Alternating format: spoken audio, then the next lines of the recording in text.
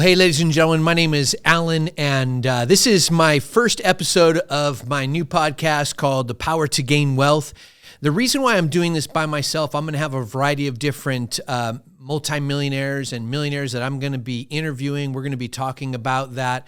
We're going to be talking about a variety of different key areas of life because wealth just isn't about money.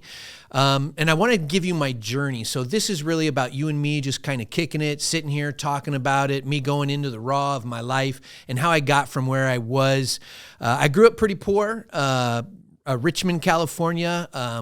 And my parents were druggies out of the 60s. And it was a struggling time. I didn't know anything about wealth or money, and especially now that I own several apartment complexes and companies and businesses and all these kinds of things. And we'll get there to talk about that. But I remember the first time my parents, we were living in Richmond, and the first time they got in real big trouble was there was a party that we were at, and there was an argument between two brothers. So my dad went into the room to resolve the problem, and one of the brothers stabbed the other one and killed them. And then from there, my dad came out of the room. He grabbed my hand. He grabbed my mom's hand. And I didn't understand what was going on. We fled, basically Richmond, California. And we actually put together a couple of our friends, and we went to Alaska. We went there to homestead. And just to get away from that, later on, I would learn that the reason why we had fled so quickly, because my dad was paranoid, probably from smoking so much pot. That's what he grew up, a little bit. That was his drug of choice then. And but the thing is we fled because he thought to himself, I was in the room with just two brothers, and who's going to believe a brother killed a brother?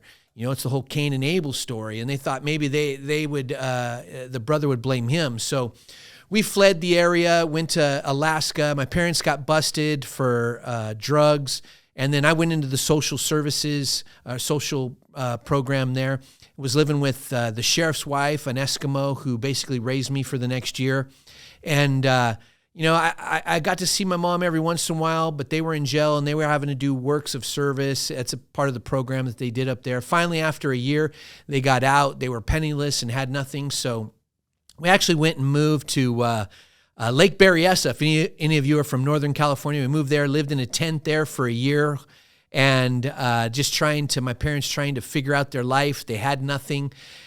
Interesting enough is you could look it up. I think it's around 1972, 73. Look it up in the newspapers. Lake Berryessa caught on fire.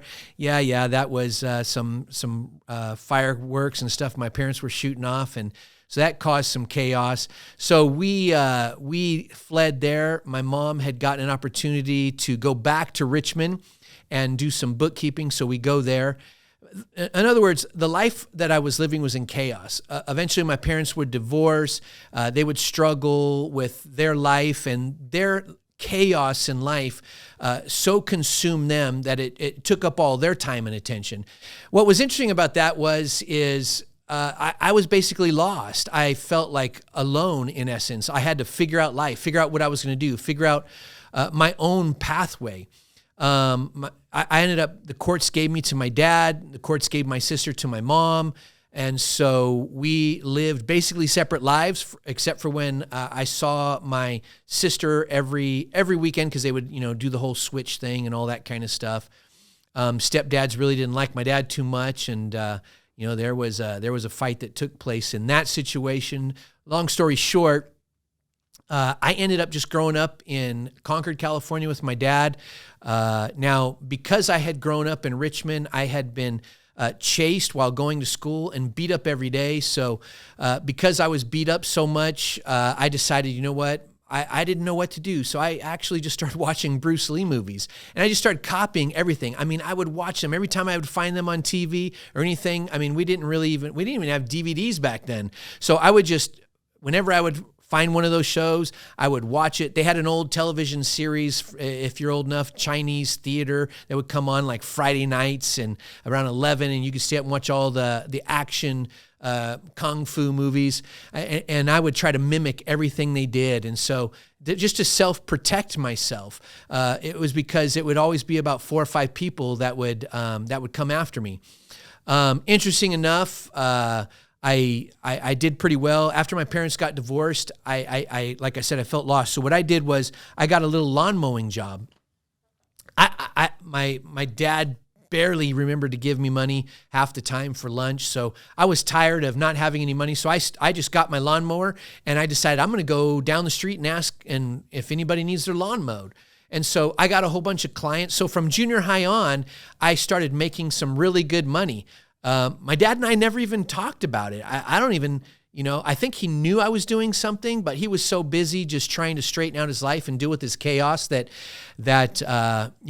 I was just out there doing this. He didn't even know how much I was making. So anyways, doing that, I ended up going from junior high into high school, and I began to pay for myself to do martial arts and gymnastics and sports. Now, interesting enough is I would eventually go on to compete. My last competition would be in Reno, Nevada in 1990. Where I'd win in the breaking competition for martial arts and take a really big trophy. I would do a split kick and then a roundhouse while still in the air, and then drop and then do a knife hand through 3 bricks that were standing up like dominoes, so there was nothing supporting them, and break them in the air. And it was pretty fun, but I think the greatest part of that whole event in those 3,000 competitors was at the end when a guy came up to me and he handed me my trophy, put his arm around me. His name was Chuck Norris, and that was a highlight of my life. But what was kind of sad was my parents never saw me compete in gymnastics, never saw me in a class. I was going to Golden Gate Gymnastics, and they never even saw one single day. That all came from my lawn mowing business. But it was interesting. So then from then, I remember I was sitting in the cafeteria one day in my high school. My dad lived on the edge of a poor and rich area, and I got put into more of a wealthier school because of that, and I felt uncomfortable because I didn't have much. Even though I was paying my way to do these sports and I had some money because I was doing my own business, I was working like a dog. I would run home after high school and just crank on my lawn mowing.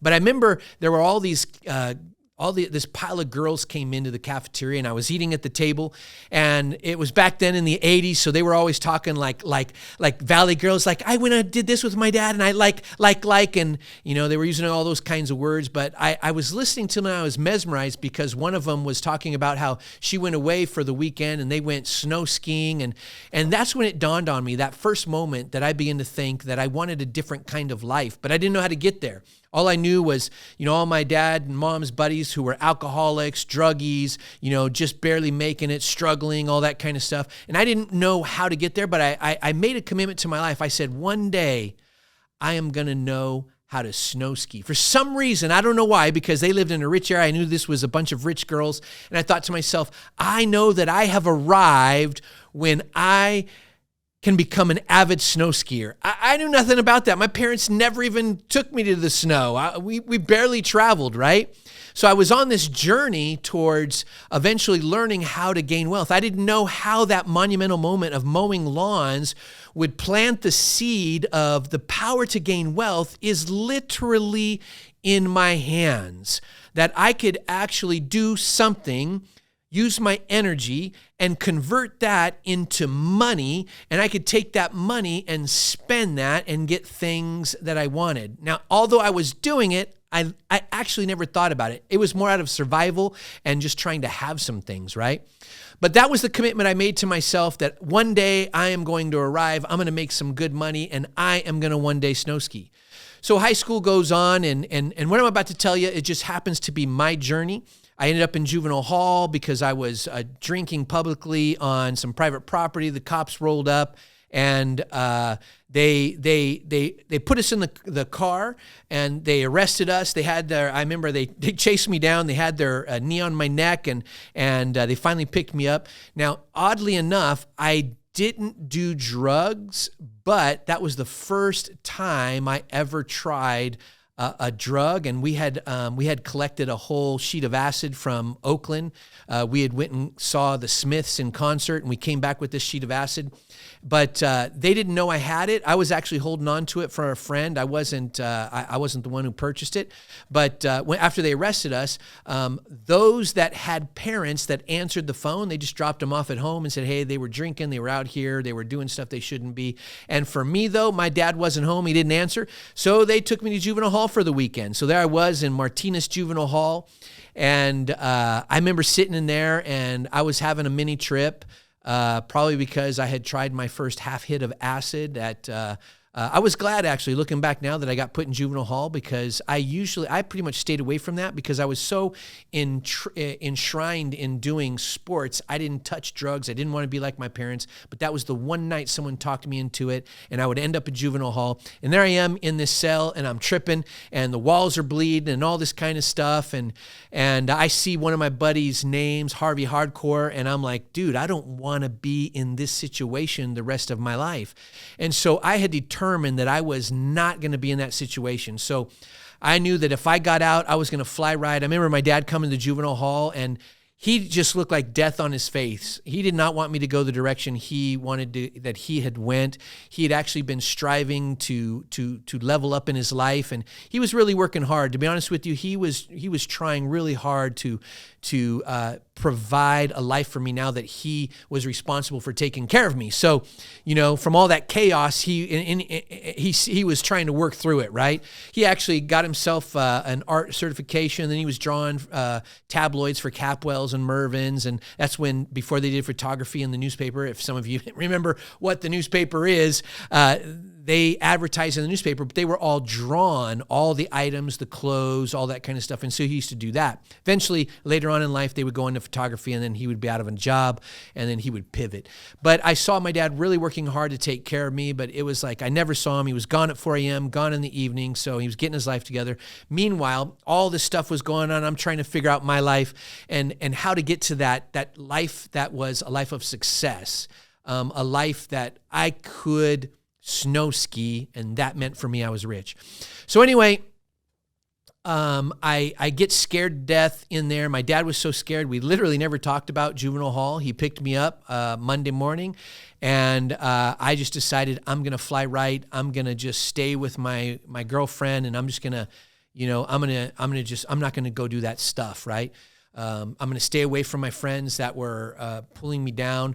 And oddly enough, one day my dad came to me and he said, hey, son, let's go to San Francisco. Let's go hit the beach. I'm like, okay, that sounds cool. I was going to go to church with my girlfriend, but the church I was going out with her, nothing ever stuck. It wasn't, nothing ever hit anything. And so we went to this guy's house. My dad was going to pick up a baggie of weed. That's what they called it back then. And so we go out there, we pick it up, and we're driving down Clayton Road, and we come to this church. It said Concord Calvary Temple. And all these cars were flooding in like crazy. I mean, from every angle, right? And my dad's like, hey, son, let's go. And I go, Dad, no, we're going to the beach. You told me we're going to the beach. Let's go do that, right? And then he's like, no, let's just go in. My dad was so random and sporadic half the time. Like I said, he had a bunch of chaos. So we go in there, and they do their thing, and I ended up actually giving my life to the Lord. Oddly enough, 3 days earlier, I had went to a Bono concert, a free one MTV was throwing on in Embarcadero Center in San Francisco, and Bono actually was talking about this Jesus, and I was confused, like, why was he talking about this, and all that kind of stuff. So 3 days later, I ended up in this church, and it all seemed to piece together. God touched my heart, and that was a monumental moment in my life that changed me. And I'm not here to talk about, God and all that kind of stuff. I'm just telling you my journey. So then I was on a track. I started going to this church. I started changing my life. People started pouring into me. One of the most monumental moments was when I came in, and there was this not young guy to me was, I look at him now as young. He was in his 40s. Back then I looked at him as an old guy. I was like 18 years old. And I sit down next to him. He's like, Alan, how's it going? And I start talking about all my problems and my issues and how my life is bad. And, my parents were druggies and blah, blah, blah, blah, blah, right? And so he sits down and he goes, Alan, listen, man, you learned about this whole baptism thing. What is that? And I go, well, yeah, I guess you die and then, it represents you rise and you're a new person. He goes, when did that happen? I told him the date and he goes, so the old you is dead. Quit whining. Get up. And little did I know that he was this, powerful entrepreneur. I didn't even think in those kinds of terms. And so he was trying to give me a mental narrative that would change my life. And it really did, because he said, Alan, quit whining. You're dead. The old you is dead. All that stuff is gone. You don't need to go back into that. You don't need to look at that. I know that might not fit some of the psychological, stuff that's being taught, but I embraced exactly what he said. I said, okay, that old Alan is dead. I put him to death. I am a new person. I am going forward. Nothing's going to hold me back. Nothing's going to keep me from moving forward. Nothing's going to stop me from my destiny. Nothing's going to keep me from that future. And so that was the mentality I began to embrace. So I go off into college and I'm studying. And, in high school, it was interesting because during that time, the person who was teaching that I was studying gymnastics from, they got in a near-death accident. They were gone for 6 months, and they told the gym, hey, have Alan just lead the class, because they couldn't find a coach. I'm like, me, lead the class? And so they came to me and said, hey, we'll teach you, we'll send you some conferences where you can learn how to not only judge, but also be a gymnastic coach. I'm like, well, I guess, okay. At that time, I wasn't living with my dad. I had moved out because him and I weren't getting along. So I lived an hour away because I was like, I couldn't get along with my dad, and I just went to high school, and I had 2 jobs out of high school, and I didn't miss a day of school because I was a part of this group in the school where I could only miss 3 days the whole year. So I was living an hour away, commuting, coming into school, working 2 jobs until wee hours of the night, and then sleeping 4 hours and going back to high school. Meanwhile, they're putting me through this program, and I'm like, oh man, I'm dead tired. And so I went through this program, and then eventually, when I would go off into college, I would get a graveyard job to pay my way through college. I really pushed to cram those 4 years into 5 years. You get it, right? And so after cramming those 4 years into 5 years, and I was working there, I ended up realizing that, working here at this gas station, that's not making very much money. I'm getting paid like $3.25 an hour. So then I decided, you know what I'm going to do? I'm going to go see if I can get a job doing gymnastics. So I did. They paid me to be the men's head coach at Santa Cruz Gymnastics. So then I'm doing all that, right? And then at the same time, I got a job opportunity to do the women's head coach in Watsonville. So here I am. I'm a young guy. Minimum wage is $3 an hour, and I'm making $14 an hour coaching. I'm like, wow, this is awesome. All my buddies in college are working like lumber yards, making $3.50 an hour, and I'm killing it. But this was the clencher that began to give me an entrepreneur mindset and led me on a journey.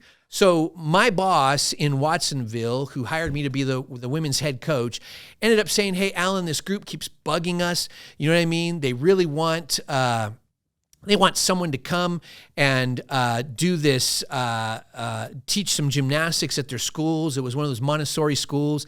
And I go, I don't want to do that. He's like, look, just get them off my mind. Look, you could, whatever you charge them, you could just charge them whatever. I'll just point my insurance there. I'm like, I don't even know. I said $25 a kid for an hour. And they're like, yeah. So they went and did it, and they sent me all these kids. All of a sudden, I'm making like $150 an hour back in the 80s. And I'm like, holy freaking cow, this is amazing. And so then I'm like, I'm making way more money than so many. My dad was only making $25 an hour working for Capwells and Mervyn's. I'm like, holy Toledo, I got to do this thing. So I reached out to all the other schools, and I'm going, hey, I'll teach there for an hour, gymnastics and some tumbling and blah, blah, blah. I'll bring all the mats. I'll pile it in. I'm making bank. I'm like rolling in it in college, and I'm realizing, wow, there are ways to make money that's outside of the box. And so then, oddly enough, this dance studio asked me if I'd come and help them to take their high-level girls and teach them some gymnastics to combine into that. And I said, I'll trade you. You give me that room to start my own dojo. And they said, yes. And then I had a dojo that I was teaching. I had to come up with my own style because I did study under Tang Soo Do, which is the style of Chuck Norris. But I ended up just creating my own style. I actually called it Byung Saigil, which means in Korean, the way of the warrior. And then I started another one in Santa Cruz. So I had one in Aptos, one in Santa Cruz. And I'm just making bank, doing all this stuff with Montessori. I'm like, wow, I didn't know you can make so much money doing this. So I ended up doing that until the day I graduated. I was traveling. Here was a poor kid who was traveling to 20, 30 different countries because now I'm doing this athletic team. I'm doing, you watch those YouTube videos where you see these guys. You can actually find me in there on YouTube doing all these things where you do all these backflips and you break bricks in the air and you break blocks and you do that. So I ended up traveling to about 20, 30 different countries doing that. And one of my friends would end up continuing on that pathway, and really great guy. He still does it today. But anyways, so I got the opportunity to travel, and I remember we were doing some stuff in Europe, and we happened to be in Switzerland. And we're in Switzerland. We're at the base of the what's that big famous mountain that they had at Disneyland where you go on the big Matterhorn. Yes, I was at the base of the Matterhorn. Thank you for my camera guy. I appreciate you. And I was at the base of the Matterhorn, and the guys are like, "Hey, we're gonna go skiing. You want to go?" And I'm like, "No, I don't know how to ski. I'm gonna rent a bike and just cruise around town, right?" Like, dude, you cannot come to the Swiss Alps at the Matterhorn and say that you didn't ski this, bro. Check it out. You could tell everybody. And this was the clincher, guys, right? They said this. They said, hey, you could tell everybody you learned on the Matterhorn. I said, done deal, man, done deal. So I go get the skis. They help me out. They don't teach me nothing. They just said aim down and go. And I'm trying to figure it out. They didn't teach me how to turn sideways. They didn't teach me how to do my feet in a V, nothing like that. I'm just trying to stand up and trying to navigate that and see if I can manage. The only reason I was doing it just to say I learned on the Matterhorn. So then I'm there, I'm doing that all day long. And at the end, they're like, hey, we're going to do one last run. I'm like, okay, cool. I've been doing the bunny slopes all day long. I never went to the top or any of the other slopes or anything like that. They said, dude, we're going to take the gondola. It's like a 35-minute ride all the way to the top of the freaking Matterhorn. And we're going to ski down it. Dude, you got to go. I go, I just learned. I can't even stop other than fall. And they said, what every dude my age wants to hear who's like 19 years old. You could tell everybody you skied from the top of the Matterhorn. I said, okay, I'm going. I didn't know the difference between a black diamond and the bunny slopes, man.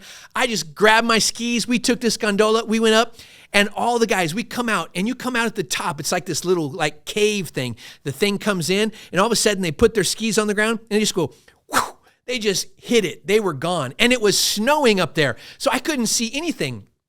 I didn't know where the trail went. I didn't know where it was going. I just knew I needed to go down. I was trying to see in the snow the barriers that kept you on the pathway. I was so scared, man. And so I'm going slow. And then all of a sudden my skis start taking off. Now I'm like streamlining that bad boy. I bent down. I didn't know what to do. I didn't know how to stop. I don't know how fast I was going, but I was flying down. I was flying so fast, I was scared. I didn't know what to do. And all of a sudden, it came to like after about a few minutes, it seemed like forever. I was scared. I didn't know what to do. And I didn't even barely know how to turn. It came to a slight section where it kind of leveled off for a minute. And I figured, okay, I'm going to drop. So I just dropped onto my side and then slid. It seemed like forever, probably like, 150 yards or something like that till it finally stopped. And then I was up there. I'm all alone. There's nobody coming down behind me. All my friends are gone. Yeah, they're still good friends. I know. They ditched me. They probably thought I was better than I was. I have no idea what they were thinking. So I get up, and all I thought was, how do I get down? And so I figured I would do this smiley face on the mountain where you kind of start to ski and then you swoop up until you kind of stop. But then you got to be careful. I would have to drop because then my skis would accidentally start going backwards. Excuse me.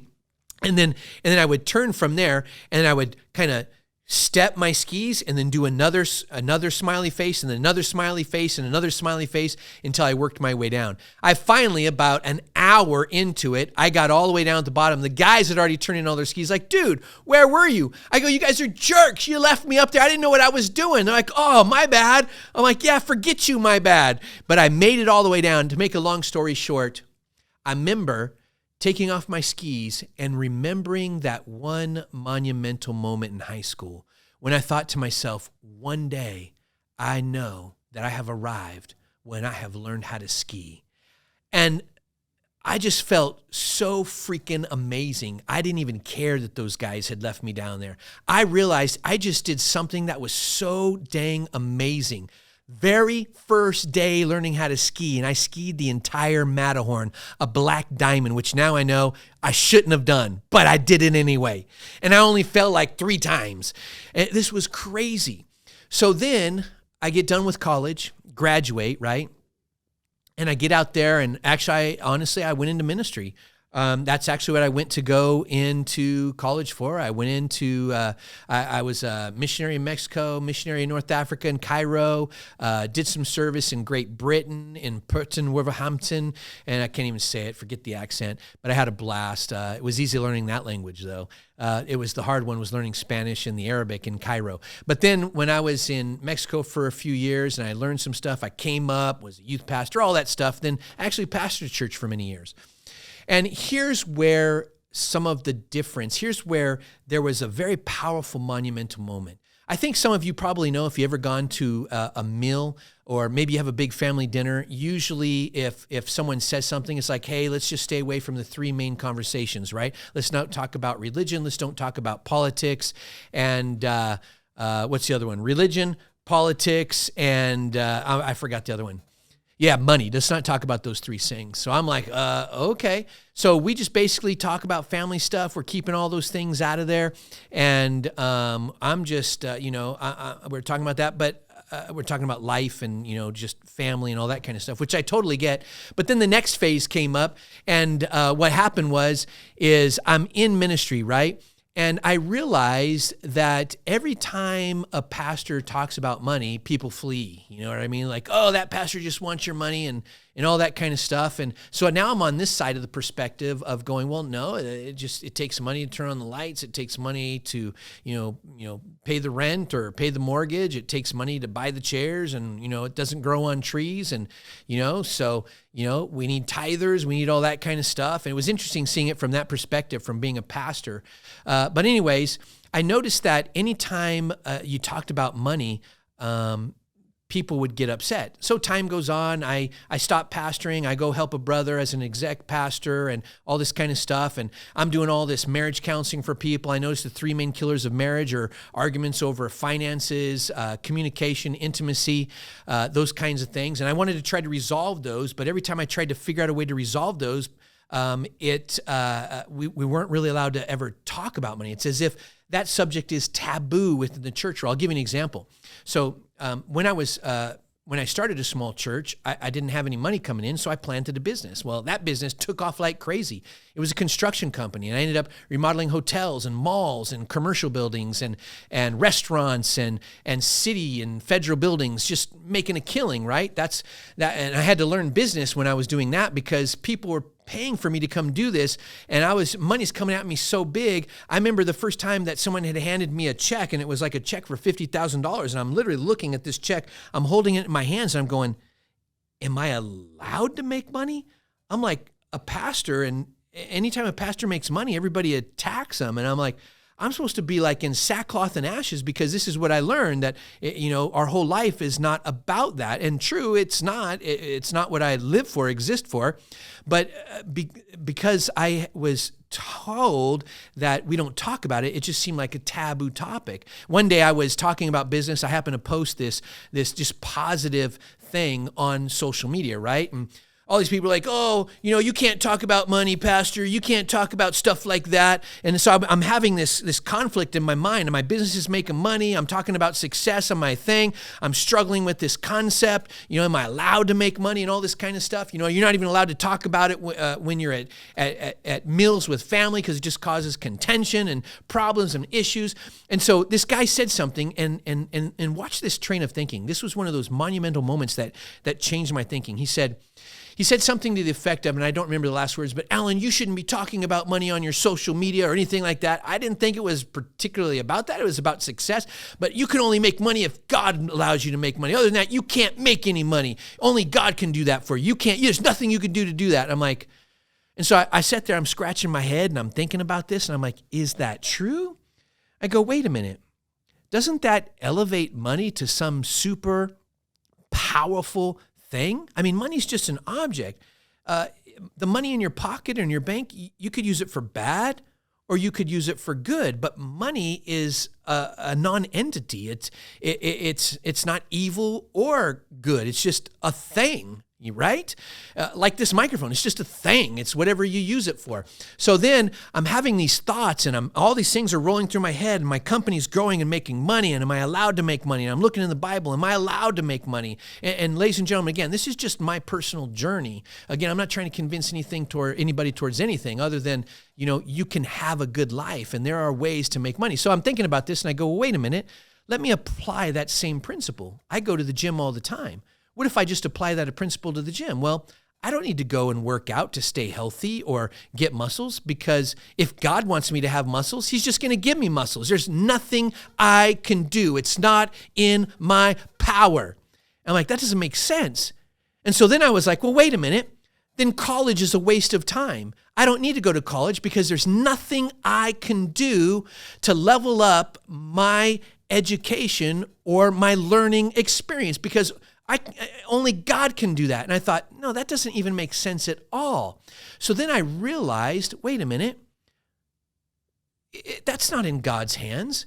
That's in my hands. We partner with God. That's my conclusion. I'm not going to go into the theological concepts and those kinds of things here. But I realized that, you know what? If I work a couple hours longer, I make more money. That's in my hands to a degree, right? I mean, I'm living because of God. That's great. But here's the thing. If I do my work exceptionally well and my boss likes me, they give me a raise, right? Or if I come up with some creative way to create an extra stream of income, well, I'm creating wealth for myself. So I realized that if I can learn more about this concept, then I can grow. And so I decided, okay, I'm going to start learning some of this stuff. So anyways, so I'm on this trajectory, right? I'm trying to navigate this. I ended up finally studying through for about a year, and I realized, hey, Proverbs says, hey, when the righteous are wealthy, the community is blessed, because generally good people, they give their money away to help people. That's always what I exist for. I love to help people. I love to see people grow. I love to see people thrive. That's the whole point about the power to gain wealth. And for me, wealth is not just money. It's actually wealth in the 7 key areas of life. Everything falls into one of these key areas: faith, family, fun, fitness, firm, friendship, and finance. Finance is one of them. But the reason why I'm talking about money at this particular moment is because it's the one that seems to be the most taboo. And by making it taboo, we lift it up as if it's some kind of God, right? Like it has this superpower or something that it has over us. But we don't do that about all the other things. I think that a person can have a great faith and be incredibly wealthy. Yes, a person can have a nice, fine-tuned running business, their firm, right? Which I use as business because I keep them all in the F's. And they can have a great life. And really, it's about balance in all those areas. But today's podcast is specifically about my journey towards the wealth that has to do with money. The good news is this podcast is going to be about all those areas. We're going to bring some great, incredible wealth. So then I'm on this journey, right, of trying to discover, am I allowed to make money? And I came to the story of the talents. And it's an interesting story because the master, who represents Jesus, gave one 5 talents, another one 2 talents, another one 1 talent. And guess what? The master took off. They couldn't run after the master and go, hey, master, can I use it for this? Can I use it for this? Can I use it for this? He was nowhere to be heard of, nowhere to be seen. They couldn't call him up. They couldn't email him. There was no way to text him. There was nothing. They were just left. Multiply it. So they had the authority to use the money in any way, shape, or form they could. They had the authority. They were given the authority by the master. So here they go, and they can invest it for good or they could use it for bad. So the master comes, and then the one who had 5 multiplied it to 10. The one that had 2 had multiplied it, and the one that had 1 did not multiply it. But the one who was given 1, who didn't multiply it but buried it and nothing happened, was actually their money was taken away from them. So I realized that whatever God gives you, even if it's a little amount, you should be a good steward of that. You should take care of that, right? You should use that for good. Pay your bills, tithe, do the right things. Don't live beyond your means. Utilize your money for good and taking care of your family, yourself, leveling yourself up, education, whatever you're doing, use it for good. And so I realized that a person can take that money and just for example, just by putting it into a bond, they're going to get close to 4%, or taking that money and potentially putting into some kind of investor who invests into real estate. They can make upwards of 8 to sometimes close to 24, 25% return on their money. So they're just basically deploying their money as Mr. Wonderful from Shark Tank says, I take my dollars and they're like soldiers, and I deploy them out to go to work, and my money goes out and works for me, and then it comes back and it collects other soldiers, and it brings it back multiplied, and my money works for me and I make money. And I wanted to learn how to do that. So several years go by, and I don't know any investors. I'm in this non-prof world. I want to use my money for good. I want to multiply it. I've been growing and scaling my business. An '08 crash hits. It destroys construction. And so I ended up closing my business because there are many times that I did not listen to my wife and I got myself in trouble. So we'll talk more about those details later. But my wife came to me and said, honey, I don't know anything about economies. I don't study money. But, I really feel like God is saying that you need to close down your shop, get out of your lease, because my lease had come up and I was going to re-sign. I was like, trying to be the badass entrepreneur. It says, you know what? I'm the entrepreneur. It doesn't matter. Economic downturns, it doesn't matter. I'm going to sign this lease. We're going to keep cranking. We're going to keep building. We're going to keep going. But at that moment, my wife had said that, and I thought to myself, man, there are times I didn't listen to her. And I thought, what am I going to do? How am I going to navigate this? And so I wasn't hearing anything. I'm a praying dude. I was praying. I didn't hear anything. I said, you know what? I'm just going to do what my wife says. I'm just going to close it all down. I'm not going to sign that lease. I'm going to get out of it. The best dang decision I ever made in my life. Sold off all my CNC machines, sold off all my junk. I said, hey, let's go on a journey. I bought a trailer. We got in it, a fifth wheel. We cruised the whole U.S. and we went all over every state, seeing things like, where they filmed all kinds of films in the Genie in Florida. We went and saw where they filmed the Dukes of Hazzard, went up to the Nest or whatever that bar thing is called. I forget what it's called. You guys you'll message me what it is. I got it in the description, or after the description, in the comments. Boar's Nest, I got it before you can do it, see? So got it in the Boar's Nest, and which oddly enough right now is a church, funny enough. But all those places, we went to all different kinds of places all over America, just checking stuff out. And then when we came back, I'm like, okay, I got to build something. I have this money. It's going to run out soon. What do I do? I'm back to doing some ministry stuff with my pals. And I decided, okay, well, what I'm going to do is I'm going to build a business that helps contractors thrive. I know construction world. I've done huge contracts, hotels, restaurants, malls, all that kind of stuff. I'm going to help contractors because they're my peeps. I'm going to teach them how to grow and scale their company. 89.3% of all contractors fail and or go bankrupt in America. I want to fix this. And when the economy had dropped hard in 2008, some of you might have been a little bit young, but it devastated the contracting world. There were people standing in front of Home Depot with a general contractor's license saying, hey, I will work for $50 a day. I just got to put food on the table. And so I wanted to resolve that problem. And it just took a problem, figured out how can I resolve it. And so I decided, okay, I'm going to build these schools all across California, and I'm going to teach them not only how to get all their licenses, how to do their business licenses, business entities, all their certifications. We're going to help them to then grow and scale their business, go from, maybe a couple $100,000 a year to multi-millions a year, how to land contracts, how to navigate those contracts, all those details, right? I still got that company today, a couple other companies I've launched since then. But interesting enough is through that process, I wrote this entire curriculum, took a year, produced the videos, all that kind of stuff. It is California specific. And now at that moment, I thought, yeah, I'm an entrepreneur, I'm a badass, I'm killing it. And then later I would realize that, hey, my target market is so tiny. It's only people who work for licensed contractors and have 4 years of experience. And I didn't realize it as I was building it. Maybe a little counsel would have helped me out. But I can't grow and scale this across America because every state has different laws, and I have to study and learn all the laws to write the curriculum for every state. And I go, that's going to give me a headache. I'm not going to do that. So I decided to keep going with this business here and then use those profits from that business, swing it into a variety of other businesses where I have a fix and flip company, turn in a great return for investors. I have a business that does wholesaling. I have I own in a REIT, a bunch of multifamily with some people, just a variety of other businesses, marketing, advertising, publishing company. I won't waste your time on all the businesses. But anyways, to say, learning from those beginning steps and how to grow and scale, that was life altering for me. And coming to the understanding that it is okay to talk about money. Use your money for good. It's the love of money that's the root of all evil, not money. And using your money for good and taking care of your family and building something powerful, building a legacy, having a good life and being able to help people along the way. That's what it's about. That's why when you look at the mottos of my life, it's our passion is your success. That's because that's my passion. I want to see people thrive. I want to bring people, the great Zig Ziglar, the guru of motivation, right? Who says, if you want to get where you want to go, you got to help enough people in their journey to get where they want to arrive at. You do that, you help people with their dreams, and your dreams are going to become a reality. So I wanted to do that, right? So that's what I began to do. My life is about helping people. I really have a passion to do that. I love people.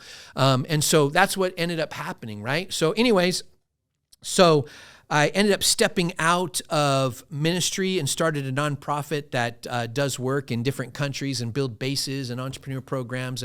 And that I want to go bigger. I would love help in that area to keep going into different countries. That's also an amazing thing. But we just began to build businesses and then build a mastermind that would help people go from maybe poor to blue collar to learning how to gain wealth and learn the knowledge to take their money and use it in the 12 money-making machines that you put it in to one of those machines and it basically comes back multiplied, and then how to reduce their tax burden and all that kind of stuff to save them on taxes and interest and create great wealth and being able to build that community. Now I have a community because it takes a community to grow and scale. It's interesting. I have a buddy and one of my best friends, a Korean brother, and he got out and he started doing insurance. And he's an American guy, and he's in LA and he's trying to, make some money, trying to sell, trying to do all those kinds of stuff. He couldn't really sell it. So he just went to K-Town, Koreatown in LA, and boom, all the Koreans just, they helped him out. They took care of each other. Well, that's when I began to do some research and realized that the three most wealthiest groups in general, it fluctuates sometimes, in America is Asian and Middle Eastern and Indian. And then the three poorest groups are white, brown, and black. And so then I'm like, okay, so how do I remedy some of these issues? How do I fix these problems? I'm not a politician, nor do I necessarily want to be one.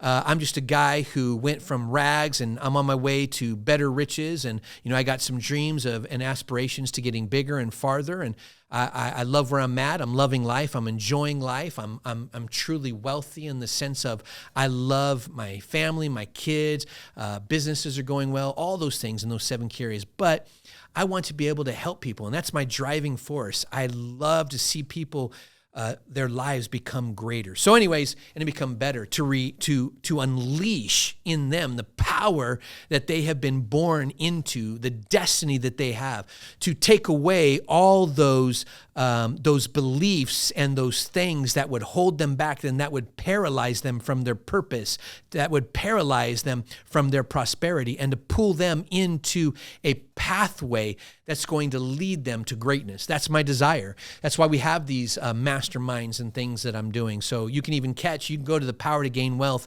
and the website will be down there at the bottom. You could see every city that we're in teaching these things. It's a free 3-hour training. Come on out there. Look for that. It's going to be good. So in this journey, I switching from the nonprofit world to building that construction business, to taking that and converting into contracting schools. And then from there, learning that business can only grow and scale so big across California, and realizing I needed to do something that can go bigger. So then I would start an internet marketing business, and obviously publishing, because I write books, and we have a lot of books that we write out there. It's called ITL Press, and we have books all over Amazon. You can just go there and get those. But going from starting these other businesses and helping people, now we have a really killer. I'll have them on one day. I'll have some of these guys on one day. I have this whole entrepreneur training program where people come in as interns. These young people, they got to come and they got to work like a dog to earn, after 3 months, the right or the invite into a paid position. And then from there, as they continue to work and strive and push hard, then they go into a paid position plus bonus and a variety of other areas. And then they eventually can become partners in business with me. And we start doing stuff as we grow and scale, because I want to level them up into their passions, into what they want to do, and see them gain great wealth. And then all of us doing this together. So in starting that, it's interesting because we have a young man who's 19 years old. He's already invested in one of our houses, an apartment complex, and a variety of things, and he's killing it. And we have another gentleman who's actually behind the camera and filming all this stuff. He also is invested in a house with us, and he's 19 or so, 18, 19 years old, and he's killing it, and he's moving forward, and he's doing it with tax-free accounts so that he never pays taxes with those. And we'll talk more about that in another podcast, because I want to go dive deep onto that. So I guess really what I'm saying here is the power to gain wealth is in your hands. You got to get into that room where you can begin to learn how to do that. You gotta grow to go. You gotta really learn to live. In other words, you got to gain wisdom. And I'm not talking about going back to college. That's great if you want to do that. Perfect if that's the pathway you go. But learning what you need to do. So I remember I'm sitting there, and I told my wife, I said, all these years I've spent in this nonprofit, I haven't really built a retirement. I've been studying all these books by billionaires, and I spent the last couple of years just studying these. And I said to her, I said, I think I need to become an investor, right?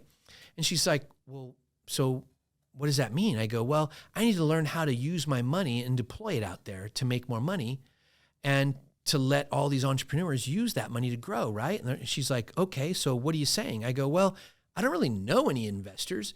I mean, I know a few businessmen, but I don't really know any investors. I need to get into that room.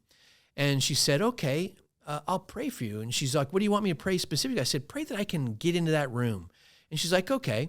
So then all of a sudden, time goes by, about 6-8 months go by, and she's been praying for that. And I'm trying to figure out, how do I find these investors? Who do I go to? Who do I trust? I don't know anybody. I was the guy who didn't know all these guys. I made some good money doing my own businesses, but I didn't know where to find that. And then one day I get invited to this Marcus Lemonis, a billionaire, is going to be speaking in California, and he did the television series The Prophet. I go, okay, I'm going to go to that. And so I get there, I get invited to a breakfast with them. So I'm having breakfast, and then I realize that I'm in this room with all these entrepreneurs, which is amazing. And while I was there, I was having breakfast. There was this one billionaire sitting next to me, and we're talking and we're chit-chatting, and I'm just blown away I'm even in this room, right? And then he gets up, he has to go. So he goes, hey, Alan, I got to go. Hey, let's get a picture. So I hold up my camera, get a picture. He's throwing the peace sign. He gets up, and as he gets up, he turns around, he sits back down, he swivels in his chair. He looks me right in the face, points his finger in my face. He says, Alan, you got yourself in the room. Now you got to stay here. And he gets up and walks away. Oh my gosh, can you imagine? About 6-8 months ago, my wife had just been asked how she could pray for me. And I said, okay, this is cool. Now, poof, my mind is blowing. I'm sitting there and like people are talking, things are happening, people are shaking hands, and I'm in this whole nother world right now. I'm just like blown away. How could he know? That's exactly what we've been trying to do and think about. And so then, long story short, now I've made all these amazing friends. We're doing businesses together. We've started companies together. And I've gotten in this circle of people that just freaking blow your mind. So think about this. Perception is people's reality sometimes. I remember I was hanging out with these guys, multimillionaires and billionaires, and then this one guy, he came in. He's a hedge fund manager. He did $880 million as a hedge fund manager. He's all over the TV, news, all that kind of stuff. Our company's, working with him on some other things. And then, so we had this big, huge night where all of us got together. We're in Florida. We're having this big cigar night out on the patio of this really nice hotel, and we're kicking it. I see that guy in the foyer. He's about to take off, so I jump up. I run out there. I just wanted to shake his hand because he did such a phenomenal job in one of his talks that he gave us about managing hedge funds. He didn't go just into the nitty-gritty. He actually told story, which is powerful because you got to be able to infuse powerful teaching and principles into story to make it so that people can literally understand it. And he did such a great job in being a writer and author. I wanted to say thank you for that. But it's interesting. I was kind of in awe of him. So I run up there, I go to shake his hand, and he was in awe of me because he had seen me with all these people. And as he's talking, he was so thankful to be in my presence. And I'm like, wow. That was an odd turn I didn't expect. You know what I mean? And I thought to myself, this guy's worth way more than me, at that point. And I was just blown away. And I thought, wow, perception is reality. He saw me in this scenario, and then he perceived me to be this.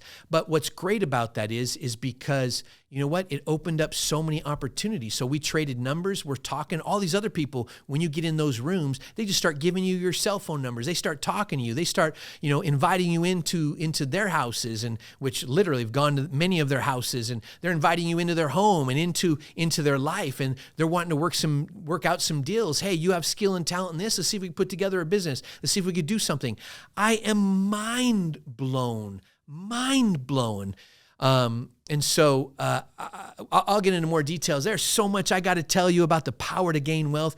The moral of this story today is no matter where you're at, no matter where you started from, no matter your life, whether you grew up poor, uneducated, no matter if you feel alone or you don't know who to turn to or where to go, there are people out there who genuinely want to see you thrive, okay? Genuinely want to see you blessed and want to grow. You got to find that circle and get into it. Now, if you're anywhere in SoCal or you want to set up one in another state, because I want to go all crisscrossing the states, and we could take my power to gain wealth, we can create a community of men and women who are striving for great wealth in all areas of life, and we can build a community that is going to just be amazing. I want you to know, I believe in you.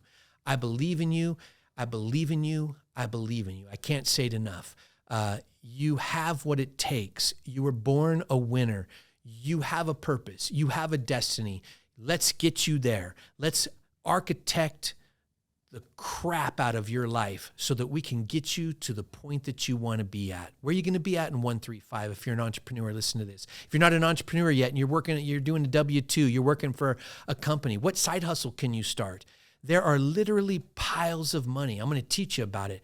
That if you learn to open your eyes, if you learn to get unplugged from the matrix and all the things that society has taught you from, and you learn to see into this whole new realm, that there is literally piles of money everywhere. And all you have to do is learn how to pick up that pile of money and have the tool to help you to do it. You will thrive for all of your existence. So ladies and gentlemen, I'm going to continue to dive down these journeys. There is so much I need to tell you about my story. There's so much I want you to know about. So plug into that next one. After I've told a few more times of my story, I'm going to have some really great entrepreneurs. I have a variety of millionaires, and I think I have 1 or 2 billionaires I could have on this podcast. Eventually, I'll have them all on, right? That's what I'm going for. I'm going to chase them down. We're going to get them in here. I want to give you practical advice that's going to help you.